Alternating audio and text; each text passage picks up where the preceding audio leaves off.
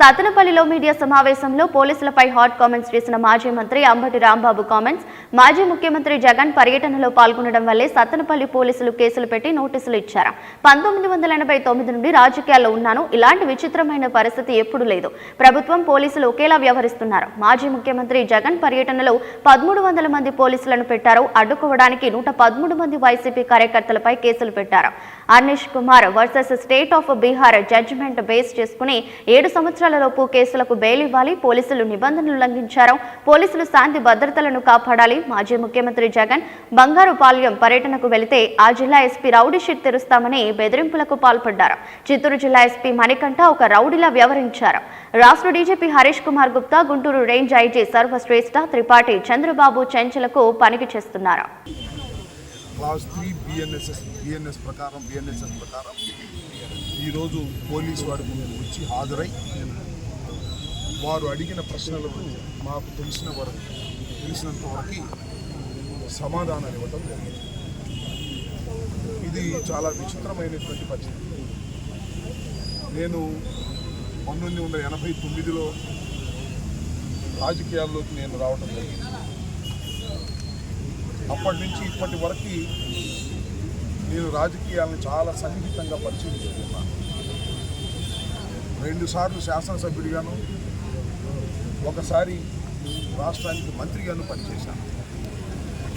పోలీసులు ఈ విధంగా వ్యవహరించడం అనేది బహుశా నాకు తెలిసిన చరిత్రలో ఇది మొదటిసారి. మా మీద ఒక్కొక్కరి మీద ఎన్ని కేసులు పెడుతున్నారో నేను ప్రత్యేకంగా చెప్పాల్సిన అవసరం లేదు. సత్తెనపల్లి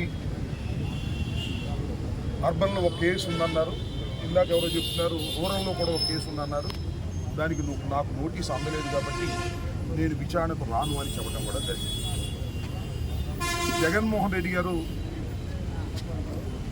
సత్తెనపల్లిలో రెంటపాలకి పర్యటనకు వచ్చారు. నాగమల్లేశ్వరరావు ఆత్మహత్య చేసుకున్న సందర్భాన్ని పురస్కరించుకొని వారి విగ్రహావిష్కరణ జరిగిపోయింది. అయినా ఆ సమయానికి రాలేకపోయాను, మళ్ళీ రావాలి, పలకరించాలనే ఉద్దేశంతో వచ్చాను.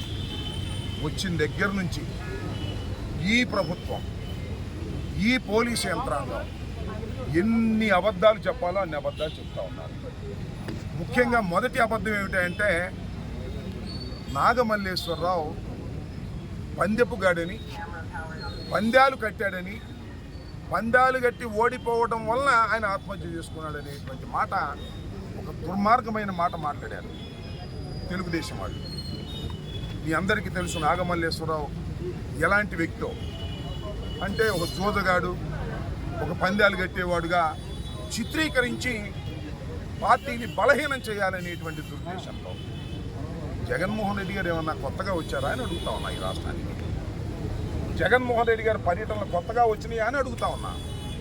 రాజశేఖర రెడ్డి గారు చనిపోయిన తర్వాత జగన్మోహన్ రెడ్డి గారు ఎన్ని ఓదార్పు యాత్రలకు వెళ్ళాడు. ఆ రోజున కాంగ్రెస్ ప్రభుత్వం అధికారంలో ఉంది. చంద్రబాబు నాయుడు కాంగ్రెస్